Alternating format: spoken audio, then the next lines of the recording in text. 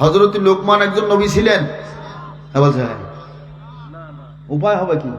সারা জীবন বড় ওয়াজ করি, সব যে পানি হয়ে গেল। হযরত লোকমান একজন পণ্ডিত ছিলেন, উনি একজন মহক্কেক আলেম ছিলেন, উনি একজন জ্ঞানী ব্যক্তি ছিলেন। সেই জ্ঞানী ব্যক্তির কথাগুলো আমার আল্লাহর কাছে এত ভালো লেগেছে, আমার নবীকে সমস্ত কথাগুলো কোট করে রেখে কোরআনুল কারীমের আয়াতে কারিমা বানিয়ে নবীকে জানিয়ে দিয়েছেন। জোরে বলুন সুবহানাল্লাহ। সেই সূরাতুল লোকমান থেকে আমি আপনাদের সামনে আয়াতে কারিমা তেলাওয়াত করেছি। চলুন সূরাতুল লোকমান 13 নম্বর আয়াত। আল্লাহ বলছেন, وَإِذْ قَالَ لُقْمَانُ لِابْنِهِ وَهُوَ يَعِظُهُ يَا بُنَيَّ لَا تُشْرِكْ بِاللَّهِ। আরো জোরে আল্লাহর আয়াত শুনে জবানে আল্লাহু আকবার বলবেন না? তো দেরি হয় কেন? يا بني لا تشرك بالله إن الشرك لظلم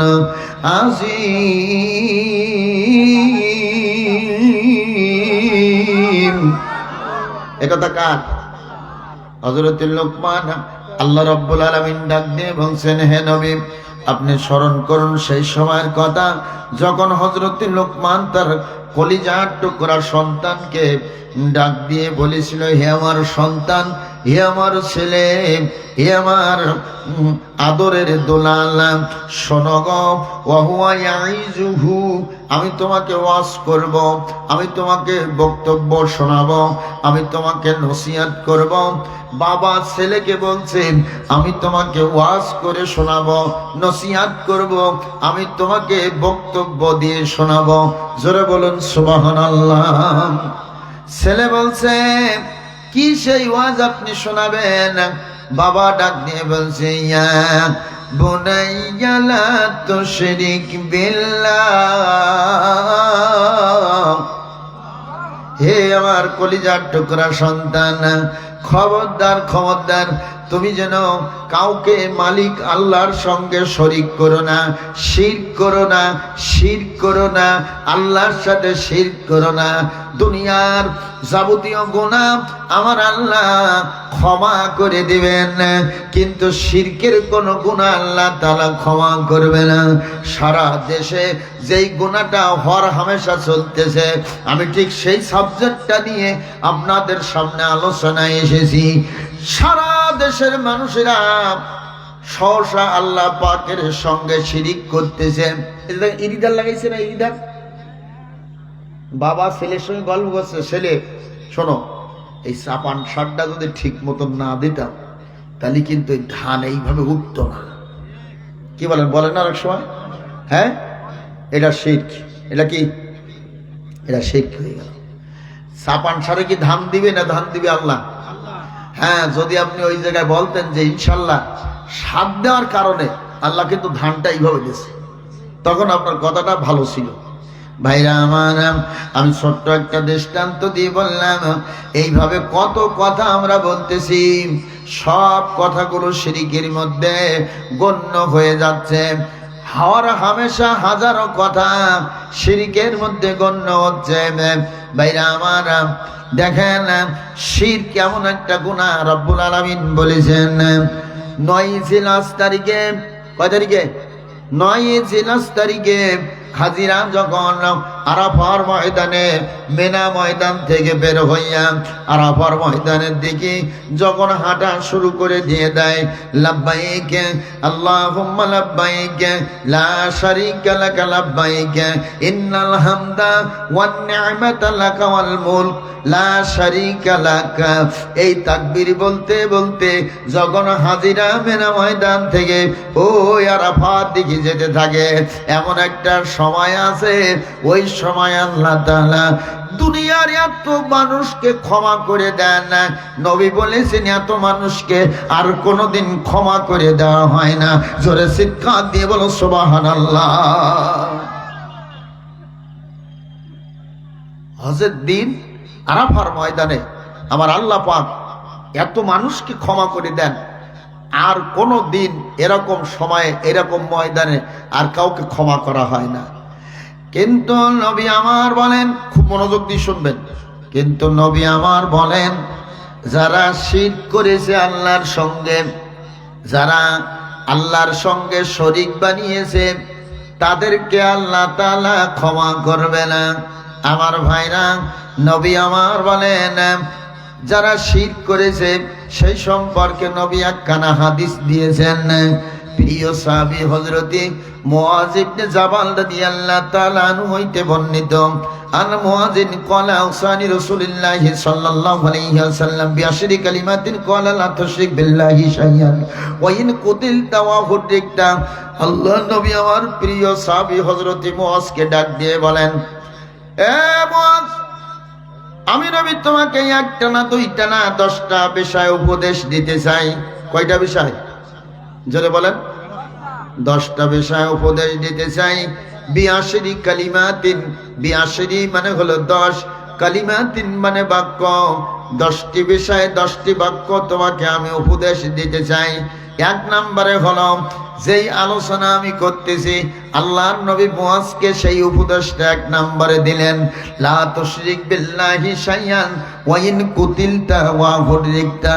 মুআয রে, যদি তোমাকে আনিয়া হত্যা করা হবে, হত্যা করিয়া গায়ের গোশতগুলো টুকরো টুকরো করিয়া, হাড় হাড্ডিগুলো এক জায়গায় করিয়া আগুনে জ্বালাইয়া পোড়াইয়া দেওয়া হয়, তারপরেও যেন তুমি মাবুদ আল্লাহর সঙ্গে, মালিক আল্লাহর সঙ্গে কোনো কিছু শরীক করিও না। কি কঠিন অবস্থা দেখছেন? তোমাকে ধরবে, ধরে হত্যা করবে। কুতিলতা মানে হত্যা করা, তোমাকে হত্যা করবে। ওয়াহুররিকতা, আগুন দিয়ে জ্বালিয়ে ফেলবে। এরপরেও যেন তুমি মাবুদ আল্লাহর সাথে কোনো কিছু শরীক করো না। ভাইরা আমার, বন্ধুরা আমার, আমার আম্মা জানেরা মনোযোগ দিয়ে শুনবেন। আমাদের এই অঞ্চলে বেশিরভাগ মা বোনেরা আল্লাহর সঙ্গে কথায় কথায় শিরক করে ফেলে, শরিক করে ফেলে, অথচ এটা তাদের অজানা থেকে যায়। এই জন্য আমি এই বিষয়টা আজকের বেছে নিয়েছি। ভাইরা আমার, এই পৃথিবীতে আমার আল্লাহ তাআলা ইব্রাহিম নবীকে আগুনের ভিতরে দিয়ে পরীক্ষা নিয়েছিলেন। ইব্রাহিম নবী আল্লাহর কাছে শিরক করে নাই, আল্লাহর সঙ্গে শরিক করে নাই। ব্যাঙ আছে না, ব্যাঙ, এই আফ্রিকার এক জঙ্গলের এক একটা ব্যাঙ এখন আছে, আপনার আমার মতো মানুষকে এক ধমকে খেয়ে ফেলতে পারে। এরকম হা করবে, আপনার আমার মতো মানুষ ওর গলার ভিতরে চলে যাবে, একবার পেটের ভিতরে, এত বড় বড় ব্যাঙ। ইব্রাহিম নবীকে আমি ঘটনা বলতে চাই না। যখন আগুনের ভিতরে দেওয়া হবে, কার্যক্রম চলছে, ব্যাঙ ইব্রাহিম নবীর কাছে যে বলছে, আল্লাহর খলিল, একটু আমার কাছে বলো, আমি একটু সাহায্য তোমাকে করতে পারি। নবী বলছে, কি সাহায্য তুমি করবা? কয়, আমি নমরুদের আগুন আমার পেশাব করে লিবাইয়া দিতে পারি। সুবহানাল্লাহ বলেন। আচ্ছা, ব্যাঙে কি ব্যাঙের পেশাবে নমরুদের আগুন লেপবে? এটা কি সম্ভব? ভাইরা আমার, আল্লাহর খলিল বলছে, ব্যাঙ রে, যে আল্লাহ আমাকে বানাইছে ওই আল্লাহ নমরুদকে বানাইছে। ওই আল্লাহ নমরুদ যে আগুনের কুণ্ডি বানাইছে আল্লাহ দেখছে। সুবহানাল্লাহ বলুন।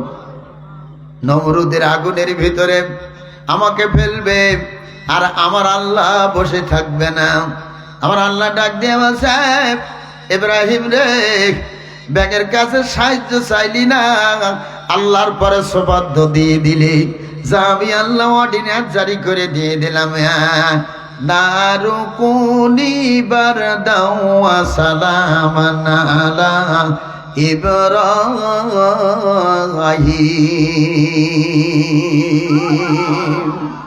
আল্লাহ বলছে, আগুন রে, আমার খলিলকে যখন আগুনের ভিতরে রাখা হবে, ওই আগুন তুমি এয়ার কন্ডিশন হয়ে যাইবা, শান্তিদায়ক ঠান্ডা হয়ে যাইবা, ফুল বাগিচা হয়ে যাইবা।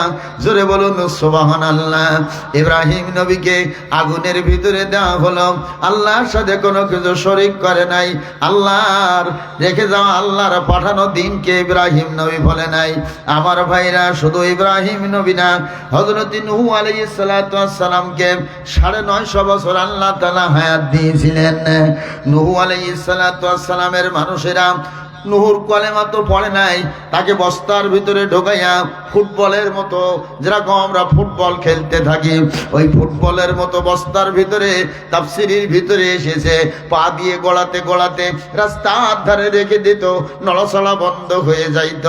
এ নূহুরে, কলেমা ছাড়বি, তোর আর আমরা কষ্ট দেব না। নূহ নবী ওখানে অজ্ঞান হয়ে পড়ে যাইতেন। এরপরেও আল্লাহর নবী নূহ কোনোদিন আল্লাহর সঙ্গে শিরিক করে নাই, কলেমা ছাড়ে নাই। জোরে চিৎকার দিয়ে বলো সুবহানাল্লাহ।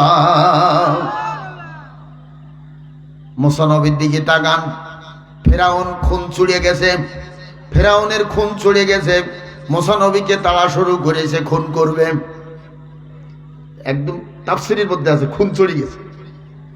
আমার ভাইরা, চলে গেছে সেই নদীতে পার হয়ে মুসা নবী চলে গিয়েছিলেন। ওই নদীটার নাম কি? হ্যাঁ, ফোরাত নদী, ও নীল নদ, তাও মনে হয় না, কি বলেন ভাইরা আমার? নীল নদের ভিতরে আল্লাহর নবী মুসা যখন কিনারায় গেছেন, তাকাইয়া দেখে ওই নীল নদের ভিতরে একটা না, দুইটা না, 12খানা হাইওয়ে রাস্তা আল্লাহ তাআলা তৈরি করে দিয়েছেন। মুসা নবী ওই রাস্তা দিয়ে সমস্ত মানুষদেরকে নিয়ে নদীর মাঝখান বরাবর যখনই গেছে, তখনই নমরুদ, এই ফেরাউন তার লোকজন লইয়া নদীর কিনারায় যেয়ে দেখে হাইওয়ে রাস্তা। ফেরাউন বলছে, আমি কি আল্লাহ দাবি এমনি করি? তাকাইয়া দেখ, তোরা মুসার আক্রমণ করবি, তাই আগের থেকে রাস্তা বানানো কমপ্লিট। হ্যাঁ, নাউজুবিল্লাহ বলে, আরো সরে বলো নাউজুবিল্লাহ। ভাইরা আমার, বন্ধুরা আমার, আমাদের খুলনা এখানে একটা সেতু আছে, পার হয়ে বাগেরহাট যাওয়া লাগে। ওই সেতুটার নাম কি? রূপসা সেতু। এই রূপসা সেতু বানাইছিল আমার ভাইরা আগে 4 দলীয় জোট সরকার যখন ক্ষমতায় ছিল, বেগম খালেদা জিয়ার নেতৃত্বে এই রূপসা সেতু তৈরি করা হয়েছিল। এই ফ্যাসিস্ট সরকার আসিয়া দেখবেন সেই সাইনবোর্ড উঠাইয়া ওদের সাইনবোর্ডটা দিয়ে দিয়েছে। রাস্তা বানাইছে মুসা নবী, আর দাবি করে ফেরাউন। এই যে ওখান থেকে শুরু হলো, ওই প্রথম শুরু হলো, একজন বানাবে আর একজন দাবি করবে। একজন বানাইছে আর একজনে দাবি করছে, এটা হলো ফেরাউনের অভ্যাস। এই দাবি যারা করে তারাও ফেরাউনের বংশধর। জোরে কোন ঠিক আছে কিনা? কষ্ট পাচ্ছেন নাকি? রাগ হচ্ছে? ভাইরা আমার, বন্ধুরা আমার, মুসা নবী চলে গেলেন কেনারায়। ফেরাউন মাঝখানে, দুই পাশে পানি এরকম পাহাড়ের মতো দাঁড়িয়ে আছে। পানি আল্লাহকে ডাক দিয়ে বলছে, আল্লাহ একটু হুকুম দাও, এই শালা হারামজাদাটারে দুই পাশে পানি চাপ দিয়া একেবারে অ্যাকশন শুরু করে দেই। আল্লাহ বলছে, পানি রে, দাবি করলে আমি আল্লাহ কারোর দাবি ফেরাই না। লা তাকানা তুমির রাহমাতিল্লাহ, ইন্নাল্লাহা ইয়াগফিরু যুনুবা জামিয়া, ইন্নাহু হুয়াল গফুরুর রহিম। আল্লাহ বলছে, বান্দারে, আমার রহমত থেকে তুমি নিরাশ হইও না। আমি আল্লাহ পাকের কাছে চাইলে আমি আল্লাহ তোমারে ফেরাইয়া দেয় না। চোর যখন চুরি করতে যায়, আল্লাহর নাম নিয়ে চুরি করতে যায়, কয় আল্লাহ যেন ধরা না খাই, কি তাই না? আল্লাহ বলে, চোর রে, আমার নাম নিয়ে চুরি করতে গেলি, চুরির তো গুনাহ আছে, ওটা তো পরে হবে, যা, তোরে আমি রহমত দিয়ে দিলাম, তুই ধরা খাবি না। দেখছেন, লা তাকনা তুমির রাহমাতিল্লাহ, আল্লাহর রহমত থেকে নিরাশ হইও না। ভাইরা আমার, ফেরাউন যখন মাঝখানে গেছে, পানি যখন দাবি করেছে, আমার আল্লাহ বলছে পানি তোর দাবি বানিয়ে নিলাম, দে। দুই পাশ থেকে একটা চাপ মেরে দে। দুই পাশ থেকে একটা চাপ মেরে দিয়েছে আমার ভাইরা। ফিরআউন তার লোকজন সহ যারা ছিল সব ওই নীল নদের ভিতরে হাবুডুবু খাইতে খাইতে মাল মালিয়াতা সহ ওই নদীর ভিতরে ডুবিয়া সব মারা গেছে। ধরে কর মারহাবা। আল্লাহ রে, আর একটা এরকম দৃশ্য তুমি আর একটা বার একটু ইরানের দিকে দেখাই দাও। আমিন বলেন, আরো জোরে বলুন আমিন। আমেরিকা এখন ছেলের মতো লেজ নাড়াচ্ছে, বলছে আমার তো লাইন নেই, কেউ তো আমার সাথে নেই, কেউ আমার কথা শুনছে না। জাগের দুধ ভাত কাপড় দিয়ে পুষলাম, তারা এখন আমার চাটি দিচ্ছে, তাহলে আমার উপায়টা কি? আল্লাহ হরমুজ প্রণালী যখন তুমি মুসলমানদের আয়ত্ত করে দিয়েছ, এই মুসলমানদের দেশ ইরান, ইরানে আল্লাহ রহমত দাও, বরকত দাও, সাহস দাও, কলিজা ভরিয়া রহমত দাও, ইহুদিদেরকে যেন শেষ করে দিয়ে দেয়। আর কিছুদিন চলতে থাকলে শেষ হয়ে যাবে, কিন্তু বাংলাদেশের মানুষ পড়বে বড় কষ্টের মধ্যে। কি বলেন? যেভাবে তেল পাম্পে মোটর সাইকেলে সিরিয়াল, তা আমার মাথা ঘুরি যাচ্ছে দেখলে। আমি গতকালকে রাত্রিরে আমার মাহফিল ছিল সিরাজগঞ্জ উল্লাপাড়ায়, আমি পথে আসতে দেখি 2 কিলোমিটার 3 কিলোমিটারও সিরিয়াল আছে। মনে করছে না তো সাতক্ষীরা এই অবস্থা, তা না, সারা দেশে এই অবস্থা। আমি সম্মানিত সরকার বাহাদুরের কাছে আবেদন করতে চাই যে তেল নিয়ে যে অবস্থা ভোগান্তি চলছে, এটা কি আপনাদের কারোর নজরে আসে না? কারণ পেট্রোল তো আমাদের দেশেই তৈরি হয়, তেল থেকে পেট্রোল তৈরি হয়, তো এইটার কেন ভোগান্তি হবে? এটা কি আপনাদের নজরে আসে না? আপনারা কেবলমাত্র ক্ষমতায় এসেছেন, যদি এই ভোগান্তির মধ্যে জনগণ পড়ে তাহলে তো মহা মুশকিল পড়ে যাবে। কি বলেন? মহা মুশকিলই পড়ে যাবে। এজন্য আমি আবেদন নিবেদন করতে চাই যে এটা ঊর্ধ্বতন কর্তৃপক্ষ যারা আছেন তারা এটা আমলে নেবেন এবং জনগণের ভোগান্তি কমায় দেবেন। আল্লাহ দেখেন ঠিক ঈদের আগে এমন একটা পানি দিয়ে দিল যাতে অন্তত ওই স্যালো মেশিন ইরিধান যারা করেছে ডিজেল আনতে যাতে ঈদের দিন আর যাওয়া না লাগে, সে ব্যবস্থা আল্লাহ করে দিয়েছিলেন। এবং এই পানিটা সারা দেশে হয়েছে। অবাক ব্যাপার, জয়পুরহাট, যেখানে জয়পুরহাট, রংপুর, গাইবান্ধা আলু আর আলু 5 দিন একটানা পানি হয়ে সেই আলু যে এত পচা পচেছে, মানুষেরা সে আলু তোলে নাই, ওখানে চাষ করে সেখানে ইরিধান রোপণ করেছে। ইরিধানও বাঁচছে না, মারা যাচ্ছে। কৃষি অফিসার আসছে, বলছে এখানে আলু পছন্দ ধরেছিল, এখানে ধান বাঁচবে না। আলুর যে এবার দাম হবে তার একটা নমুনা দেখিয়ে আসলাম।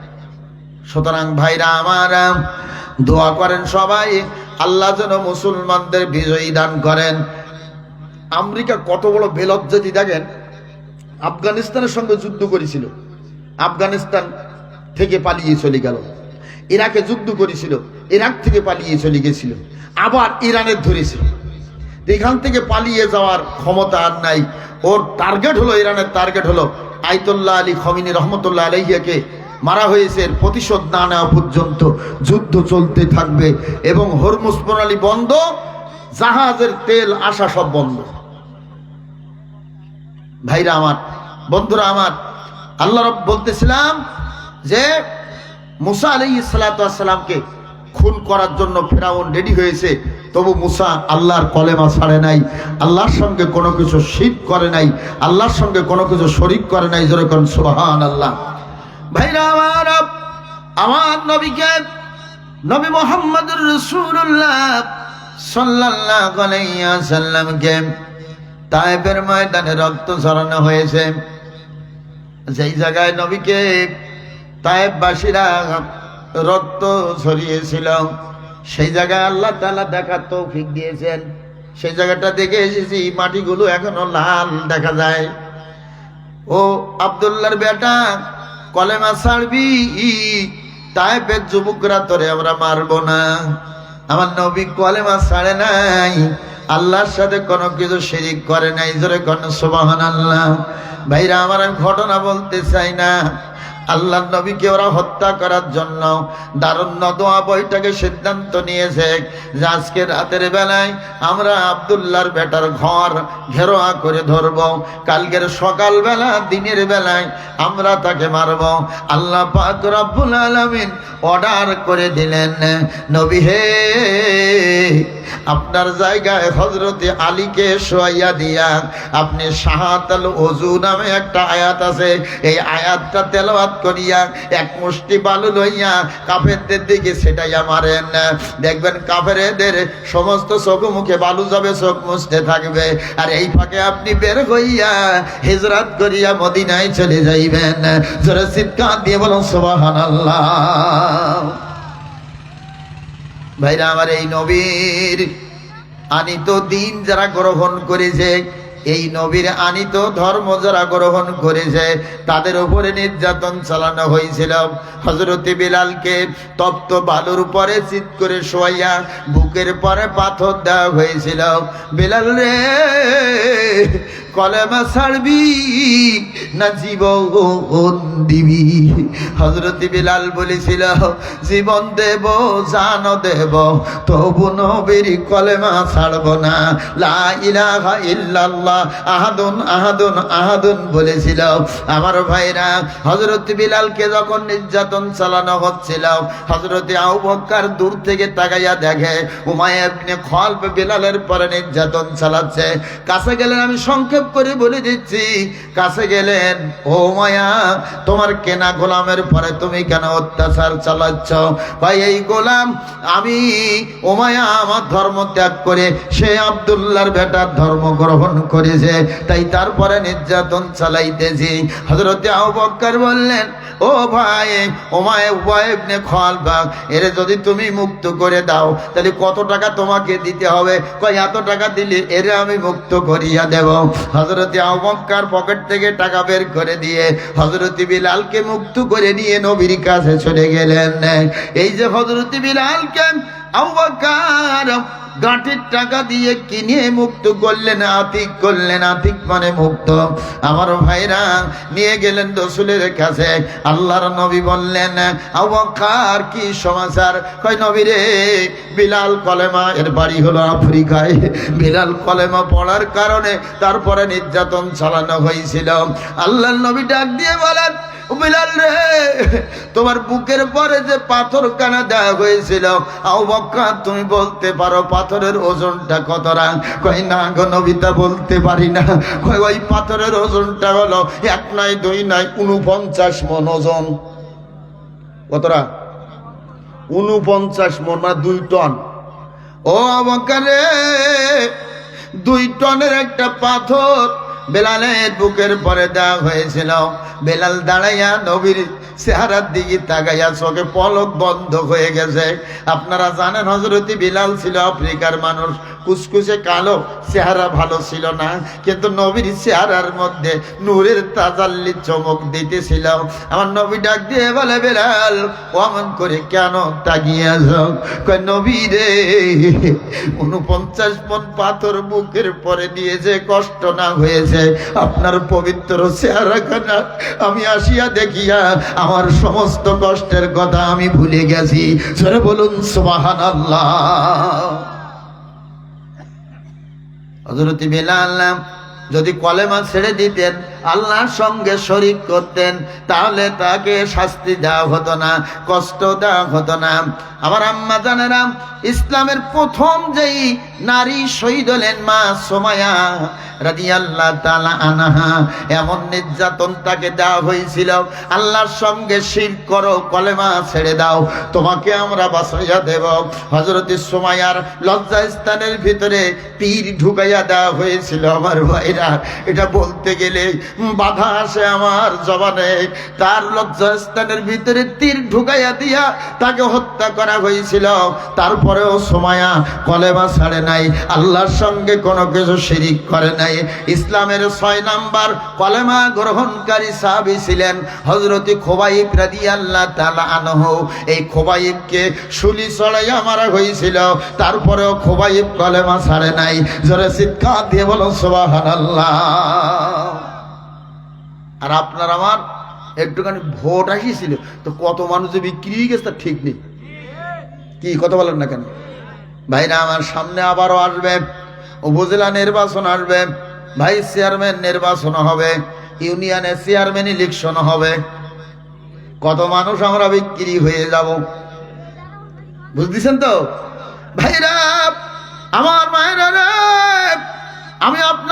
ধন্যবাদ জানাই, তালা কলরাবাসীকে ধন্যবাদ জানাই। আপনারা জিয়াদ কম করেন নাই, কি সুবহানাল্লাহ বলেন। আল্লাহ তাআলা আপনাদের প্রতি রহম করুন, জোরে বলে আমিন। আরো জোরে বলে আমিন। ভাই আশপাশ রাস্তায় যা দাঁড়িয়ে আছেন, আমার নজরে যা আসছে, তা যদি এই জায়গায় এসে বসেন তো এই জায়গা ধরবে না। কি বলেন? জায়গা ধরবে না। আপনারা আসেন, কোরআনের আলোচনা শোনেন। একটি ঘন্টা আলোচনা যদি শুনতে পারেন কোরআন এবং হাদিস থেকে, রসুলের জীবনী, সাহাবীদের জীবনী থেকে একটি ঘন্টা আলোচনা যদি শোনেন, 60 ঘন্টা দাঁড়িয়ে দাঁড়িয়ে নফল ইবাদত করলে যে সওয়াব হয়, ওই পরিমাণ সওয়াব তার আমলনামায় দেওয়া হবে। ভাইরা আমার, আগামীকালকের এখানে মাহফিল আছে, তারেক মনোয়ার সাহেব আসবেন, কিন্তু আগামী পরশুদিন এখানে কি আর মাহফিল হবে? আজকের এই জায়গাটার নাম হলো জান্নাতের বাগিচা। পরশুদিন এই জায়গাটার নাম কিন্তু আর জান্নাতের বাগিচা থাকবে না। এখানে বকরি চড়বে, গরু চড়বে, মাঝে মাঝে দুই একটা ঘোড়াও আনা হবে।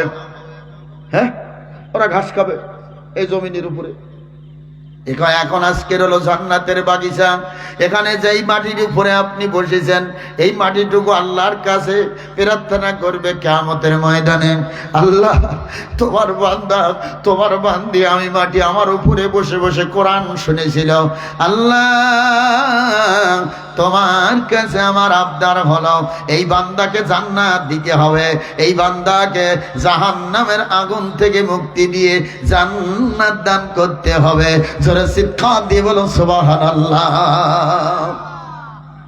আর যেই দেখেন বাজারে অবস্থা কেন কি, হুর গেলেমানরা দৌড়ুচ্ছে আর পাঁচ এড়িরা দৌড়ুচ্ছে। কি বলেন, তাই না? রাগ করছেন নাকি? ও যুবক ছেলেরা রে, বাজার তো কত করেছো, কত তো দেখেছি বাজারে। সাতক্ষীরা তো দৈনিক যা হয়, এই 30 মাইল বাজারে দৈনিক যা হয়, এদিকে পোড়ার বাজারে দৈনিক যা হয়। আজকের আবার বাজারে কেন তুমি ঘুরবা? কেন তুমি আল্লাহর কোরআনের মাহফিল থেকে বঞ্চিত হইলা? নসিবই তোমার নাই, ভাগ্যে তোমার নাই। আমার ভাইরা রে, আমরা আমাদের জীবন গঠনের জন্য আমি এই হাদিস কেন আপনাদের সামনে এনেছি? 1 নম্বরে আল্লাহর নবী মুয়াজকে বললেন, হে মুয়াজ, তোমার উপরে নির্যাতন, নিষ্পীষণ, হামলা মামলা, স্টিম রোলার চালানো হবে, তাও যেন তুমি আল্লাহকে ছাড়িয়া অন্য কাউকে রব মানিয়া নিবে না, আল্লাহকে ছাড়িয়া অন্য কাউকে আল্লাহর সঙ্গে শরীক বানাইয়া শিরিক করবে না। আমরা সবাই রাজি আছি কিনা? সবাই দুই হাত দেখান, সবার দুই হাত দেখান, আল্লাহু আকবার বলেন। নারাই তাকবীর, নারাই তাকবীর। নগরঘাটা আমিরিয়া আলিম মাদ্রাসা, নগরঘাটা আমিরিয়া আলিম মাদ্রাসা, আলহামদুলিল্লাহ। তাহলে আমি 1 নাম্বার উপদেশ দিলাম আপনাদের, আমাদের উপরে নির্যাতন আসুক, নির্যাতন নীতি আমরা শেখা, কিন্তু আল্লাহর সঙ্গে শিরিক করতে শেখার নয়। রাজি আছেন তো সবাই? 2 নম্বরে যাব। 2 নম্বরে আল্লাহর নবী আমার বলেন, ওয়ালা তাউ কন্না ওয়ালিদাইকা ওয়া ইন আমারাকা আন তাখরুজা মিন আহলিক ওয়া মালিক। হে মুয়াজ, ভালো করে শুনবেন, হে মুয়াজ, ওয়ালা তাউ কন্না, তুমি অবাধ্য হইও না, ওয়ালিদাইকা, তোমার আব্বা মায়ের, খুব মনোযোগ, তোমার আব্বা মায়ের তুমি অবাধ্য হবে না। ওয়া ইন আমারাকা, যদি তারা নির্দেশ দেয়, আন তাখরুজা, বের হয়ে যাও, মিন আহলিক ওয়া মালিক, এই সংসারে যত মাল বালিয়াত আছে, ঘর বাড়ি আছে, এগুলো ফেলাইয়া তুমি অন্য জায়গায় চলে যাও। মা বাবা যদি নির্দেশ দেয় তুমি সংসার থেকে বের হয়ে চলে যাও, কিছুই তোমার দেওয়া হবে না, তারপরেও যেন তুমি আব্বা মার অবাধ্য হইও না। আমি আজ যখন করি, মাঝে মাঝে দেখি যে 2-1 উঠে যায়, আমার মনে হয় ওরা কি আব্বা মারে কষ্ট দেয় নাকি? ভাইরা আমার, আজকে যদি ওঠেন তাহলে তাই ভাববো নাকি? না না না, আমি সকলের কাছে আবদার করতে চাই, আব্বা মা এমন একটা নিয়ামত, রসুল বলেছেন, ও সন্তান রে, আব্বা আমার মুখের দিকে নেক দৃষ্টি দিয়ে তাকাইবা। একবার তাকালে একখানা নফল কবুল হজের সব তার আমল নামায় লিখিয়ে দেওয়া হয়। সাহাবীরা জিজ্ঞেস করলেন, ইয়া রাসূলুল্লাহ, দৈনিক যদি 100 বার করে তাকাই 100 কবুল হজের সব হবে নাকি? আল্লাহর নবী আমার বলেন, আল্লাহু আকবার আতিয়াবু, আমার আল্লাহ পুত পবিত্র, তার দরবারে সওয়াবের কোনো অভাব নাই। যদি দৈনিক 100 বার করে নেক দৃষ্টি দিয়ে তাকায় 100 কবুল হজের সওয়াব তার আমল নামায় লিখিয়ে দেওয়া হয়। যুবক ছেলেরা রে, ও যুবতী বোনেরা, যাদের আব্বা মা বেঁচে আছে, আব্বা মাকে যেন কষ্ট দিয়েন না। আল্লাহ তাআলা এ সম্পর্কে কোরআনুল কারিমে বহু আয়াতে কারিমা দিয়েছেন। সূরা বনী ইসরাঈলের দিকে তাকান, আল্লাহ ডাক দিয়ে বলছেন, ওয়া কাদা রাব্বুকা আল্লা তা'বুদু ইল্লা ইয়্যাহু ওয়া বিল ওয়ালিদাইনি ইহসানা ইম্মা ইয়াবলুগান্না ইনদাকাল কিবারা আহাদাহুমা আও কিলাহুমা ফালা তাকুল লাহুমা উফ ولا تنهرهما وقل لهما قولا كريما وخفض لهما جناح الذل من الرحمة وقل رب ارحمهما كما ربياني صغيرا বলেন, رب ارحمهما كما ربياني صغيرا وعن أبي هريرة رضي الله تعالى عنه قال جاء رسول من حق الناس بالصحابة قال أمك قال ثم من قال أمك قال ثم من قال أمك قال ثم من قال أمك قال ثم من قال أبوك في رواية ثم أمك ثم أمك ثم أمك ثم أباك أدناك أدناك رواه البخاري ومسلم أو كما قال النبي صلى الله عليه وسلم একবার জবান খুলে চিৎকার দিয়ে বলুন সুবহানাল্লাহ। এই পয়েন্টের পরে যদি আলোচনা করি রাত শেষ হয়ে যাবে, তো আলোচনা শেষ হবে না। ভাইরা আমার, বন্ধুরা আমার, আমার আল্লাহ ডাক দিয়ে বলছেন, আল্লাহর কোরআন শোনেন, ওয়াকাদা রাব্বুকা আল্লা তা'বুদু, দুনিয়ার বান্দারা রে, আমি আল্লাহর ইবাদত করা আবশ্যক করে দিয়েছি। সুবহানাল্লাহ বলুন। আমি আল্লাহর ইবাদত করার পরে ওয়াবিল ওয়ালিদাইনি ইহসানা, তোমার আব্বা মার সাথে তুমি ভালো ব্যবহার করবা। তার মানে আমি আল্লাহর ইবাদতের পরে যেই সাবজেক্টটা তোমার পরে দেওয়া হলো, সেই সাবজেক্টটা হলো তোমার আব্বা মার সাথে ভালো ব্যবহার করবা। আব্বা মার সাথে যেন খারাপ ব্যবহার করো না। কিন্তু আমরা দুনিয়ার মানুষেরা সেটা বুঝতে পারতেছি না। আজকালকের পোলাপান বাপকে বলে টান টান, বাপের কথা টান টান। পোলাপানরা কি বলে? আজকালকের পোলাপান বাপের কথা মনে করে টান টান, মাকে বলে কুটনি বুড়ি, বউকে বলে সোনা চান, শ্বশুর আর শাশুড়িকে বলে আব্বাজান কি ঠিক আছে না? ভাইরা আমার, ও সন্তান রে, যে আব্বার মাধ্যমে, যে আব্বার কারণে তুমি দুনিয়ার মুখখানা দেখলা, যেই মায়ের পেটে গর্ভে ধারণ করিয়া 10 মাস 10 দিন তোমাকে পেটে করে টানছে, 32টা নাড়ি ছিড়িয়া মায়ের পেট থেকে তুমি রক্ত ঝরা জমিনের পরে গড়াগড়ি খেলেছ, এই কথাগুলো কি বেমালুম তুমি ভুলে গেলা? দুনিয়ার সন্তানেরা রে, তোমার আব্বা মাকে যদি কষ্ট দাও, আমার আল্লাহ তোমার পরে রাজি থাকবে না। আব্বা মারে যদি কষ্ট দেন, ওই সন্তানের পরে আমার আল্লাহ তাআলা রাজি থাকে না। ও ভাইরা, মনোযোগ দিয়ে শোনেন, যদি কারোর আব্বা মা বেঁচে থাকে, তাহলে দুনিয়ার সব ডাক্তারের বড় ডাক্তার বেঁচে আছে।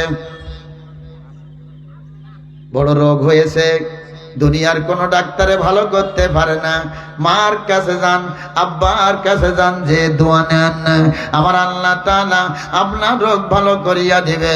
আপনি কষ্টের ভিতরে আছেন, আব্বা মার কাছ থেকে দোয়া নেন। হুজুর মা নাই আব্বা নাই, কার কাছ থেকে দোয়া নেব?